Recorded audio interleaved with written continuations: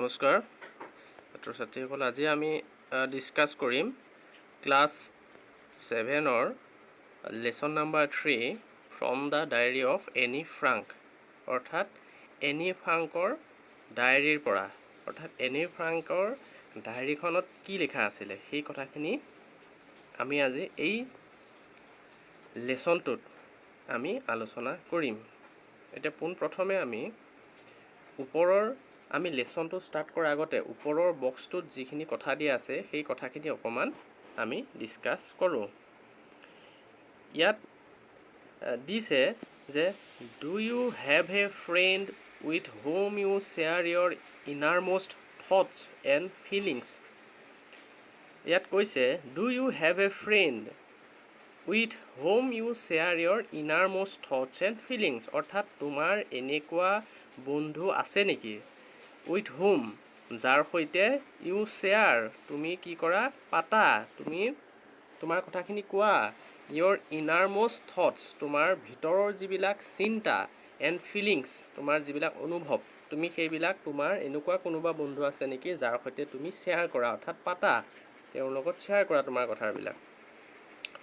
Do you note down your thoughts in a diary, অৰ্থাৎ তুমি তোমাৰ যিবিলাক চিন্তা, তোমাৰ যিবিলাক ভাৱ, সেইবিলাক তুমি এখন ডায়েৰী তুমি সেইখিনি নোট ডাউন কৰা নে, সেইখিনি তুমি লিখা নে? ডায়েৰী মানে হৈছে দিনলিপি, দিনপঞ্জী। আমি দিনটোত যিখিনি কাম কৰোঁ, আমি ৰাতি সেইখিনি আমি কি কৰোঁ, ডায়েৰীত আমি লিখোঁ। অৰ্থাৎ তুমি তোমাৰ যিখিনি চিন্তা সেইখিনি তোমাৰ ডায়েৰীত তুমি কি কৰা, লিপিবদ্ধ কৰা নে?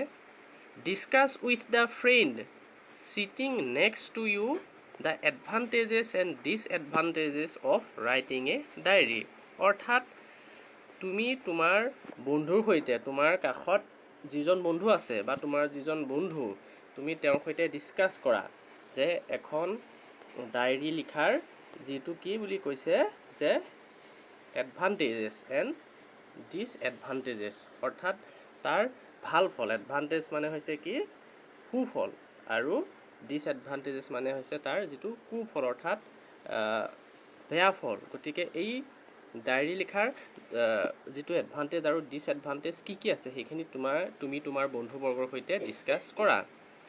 নাও read about a 13-year-old girl called Anne Frank whose diary has become a classic, অৰ্থাৎ এতিয়া আমাক ইয়াত কি দিছে, read about a 13-year-old girl, অৰ্থাৎ এগৰাকী 13 বছৰীয়া, এগৰাকী কি কৈছে আমাক 13-year-old গাৰ্লৰ কথা কৈছে, যাৰ নামটো কি এনি ফ্ৰাংক, অৰ্থাৎ এনি ফ্ৰাংক নামৰ এগৰাকী ছোৱালী, 13 বছৰীয়া এগৰাকী ছোৱালী এখন ডায়েৰীৰ বিষয়ে আমাক ইয়াত কি কৰিছে, পঢ়িবলৈ দিছে, যিখন কি হৈছিলে a useful piece of writing, এখন কি আছিলে খুব উপকাৰী এটা লিখনি, ৰিমেইনিং পপুলাৰ অভাৰ ডিকেডছ, যিখন ডায়েৰী কি হৈছিলে দিনপঞ্জী বা দিনলিপি দশক ধৰি কি হৈ আছিলে মানুহৰ মাজত পপুলাৰ হৈ। এতিয়া আমি মূল পাঠটোলৈ আগবাঢ়োঁ। এতিয়া ইয়াত কৈছে a 13-year-old girl in the Netherlands was given a diary for her birthday on June 12, 1942. 2 days later she started writing her diary, অৰ্থাৎ কি বুলি কৈছে, এই 13-year-old গাৰ্ল এগৰাকী 13 বছৰীয়া ছোৱালী ইন দ্য নেডাৰলেণ্ডৰ এগৰাকী 13 বছৰীয়া ছোৱালী ৱাজ গিভেন এ ডায়েৰী, তেওঁক কি কৰা হৈছিলে, এখন ডায়েৰী দিনলিপি দিয়া হৈছিলে, কেতিয়া, ফৰ হাৰ বাৰ্থডে, তেওঁৰ যিটো জন্মদিন আছিলে তাত তেওঁৰ বাৰ্থডে দিনা, অৰ্থাৎ was given a diary for her birthday on June 12, 1942, অৰ্থাৎ 1942 চনৰ 12 জুন তাৰিখে তেওঁৰ যেতিয়া বাৰ্থডে আছিলে 12 জুনত, সেইদিনা কি হৈছিলে এনি ফ্ৰাংকৰ নামৰ সেই 13 বছৰীয়া ছোৱালীজনীক এখন ডায়েৰী উপহাৰ হিচাপে দিয়া হৈছিলে। 2 days later she started writing her diary, অৰ্থাৎ দুদিনৰ পাছত, তেওঁৰ জন্মদিনৰ দুদিনৰ পাছত তেওঁ কি কৈছিলে, সেই ডায়েৰীখন লিখা আৰম্ভ কৰিছিলে। The 13-year-old girl was any Frank, সেই 13 বছৰীয়া ছোৱালীজনী কোন আছিলে, এনি ফ্ৰাংক, বৰ্ণ অন June 12, 1929, সেই ছোৱালীজনী কেতিয়া জন্ম হৈছিলে, জুন 1929, এইটো কথা মনত ৰাখিবা, এনি ফ্ৰাংকৰ জন্ম কেতিয়া হৈছিলে, 12 June 1929। She was the daughter of Otto H. Frank and her mother was Edith Frank. অৰ্থাৎ তেওঁৰ মাক দেউতাকৰ নাম কি আছিলে? Otto H Frank. তেওঁৰ দেউতাকৰ নাম আছিলে অটো এইচ ফ্ৰেংক আৰু her mother was Edith Frank আৰু তেওঁৰ মাকৰ নাম কি আছিলে? Edith Frank. The world would not have known her had her diary not been published after her death.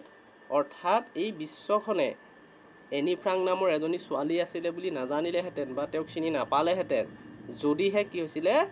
Her diary not been published after her death. অৰ্থাৎ তেওঁৰ মৃত্যুৰ পাছত যদি তেওঁৰ কি হৈছিলে? সেই ডায়েৰীখন যদি পাব্লিছ নহ'লেহেঁতেন, প্ৰকাশ নহ'লেহেঁতেন, তেতিয়াহ'লে এনি ফ্ৰাংকক আজি পৃথিৱীয়ে চিনি নাপালেহেঁতেন বা তোমালোকেও সেই কিতাপত পঢ়িবলৈ নাপালাহেঁতেন। তাৰপিছত কি কৈছে? Any Frank died in a concentration camp in early March 1945। অৰ্থাৎ এনি ফ্ৰাংকৰ কেতিয়া মৃত্যু হৈছিলে? ক'ত মৃত্যু হৈছিলে? এই কনচেনট্ৰেশ্যন কেম্প অৰ্থাৎ এটা বন্দিত্বৰ শিবিৰত, কেম্প মানে শিবিৰ, ইন আৰ্লি মাৰ্চ 1945 অৰ্থাৎ 1945 চনৰ মাৰ্চ ভাগৰ প্ৰথম অৱস্থাত কি হৈছিলে? প্ৰথম দিনত কি হৈছিলে? আৰ্লি মাৰ্চ মাহৰ প্ৰথম সপ্তাহত কি হৈছিলে? এনি ফ্ৰাংকৰ মৃত্যু হৈছিলে। ক'ত হৈছিলে? এনি ফ্ৰাংকৰ মৃত্যু ক'ত হৈছিলে? এই কনচেনট্ৰেশ্যন কেম্প। আৰু কেতিয়া হৈছিলে? মাৰ্চ 1945 অৰ্থাৎ মাৰ্চ 1945। সেই সময়ত কি হৈছিলে? দ্বিতীয় বিশ্বযুদ্ধ চলি আছিলে। 1939 চনৰ পৰা 45 চনলৈকে কি হৈছিলে? দ্বিতীয় বিশ্বযুদ্ধ চলি আছিলে। আৰু সেই সময়ত কি হৈছিলে? 1945 চনৰ মাৰ্চ মাহত কি হৈছিলে? এনি ফ্ৰাংকৰ মৃত্যু হৈছিলে। Her father Otto Frank was the sole member of the family who survived world war second.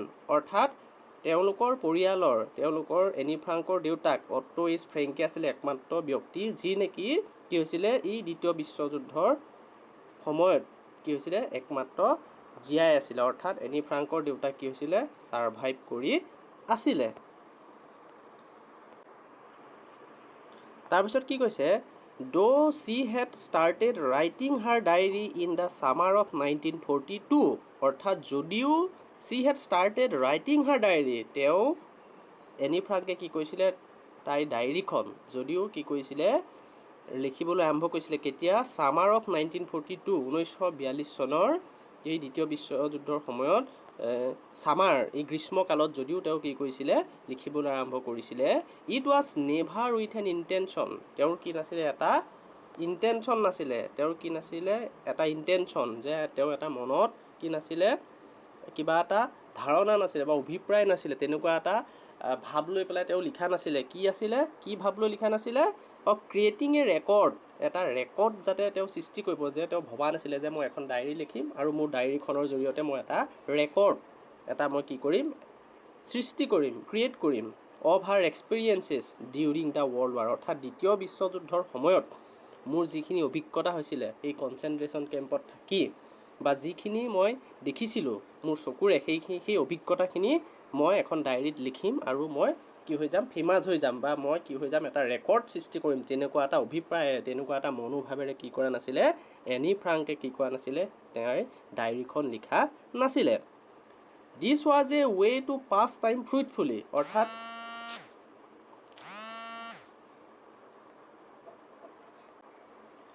This was a way to pass time fruitfully অৰ্থাৎ এনেদৰে কৰি অৰ্থাৎ ডায়েৰী লিখি পেলাই কি কৰিব পাৰিছিলে?